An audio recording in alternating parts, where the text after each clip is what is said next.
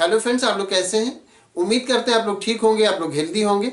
Friends, आज एक question है कि बायोस्फीयर क्या होता है। तो बायोस्फीयर इस टर्म को समझाना है, इस टर्म को एक्सप्लेन करना है हमें।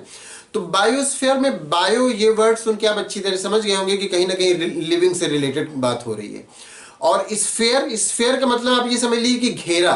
तो बायोस्फीयर का मतलब ये होता है कि हमारा जो अर्थ है, तो हमारे अर्थ में जहां जहां भी लिविंग ऑर्गेनिज्म रह सकते हैं, चाहे वो एयर में रह सकते हो, जो एटमॉस्फेयर में एयर है उसमें रह सकते हो, और चाहे एक बहुत अंदर गहराई में वाटर में, ओशियन में और सी में रह सकते हो। जिस भी एरिया में लिविंग ऑर्गेनिज्म सरवाइव कर सकते हैं उस पूरे एरिया को बायोस्फीयर कहते हैं। बायोस्फीयर के लिए कोई बाउंडेशन नहीं है कि किस तरह का एरिया हो, वाटर वाला हो या एयर वाला हो। एयर में जहां जहां भी कोई लिविंग ऑर्गेनिज्म रह सकता है, चाहे वो प्लांट हो चाहे एनिमल हो।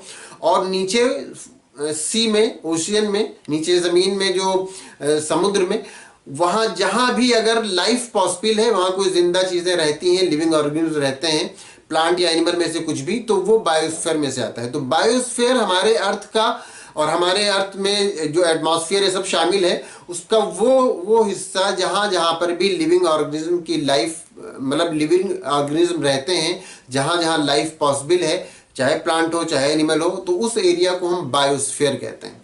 तो उम्मीद करते हैं आप अच्छी तरह समझ गए होंगे कि बायोस्फीयर क्या है। अगर कोई कंफ्यूजन है या किसी तरह का कोई क्वेश्चन है तो आप पूछ सकते हैं। Thank you.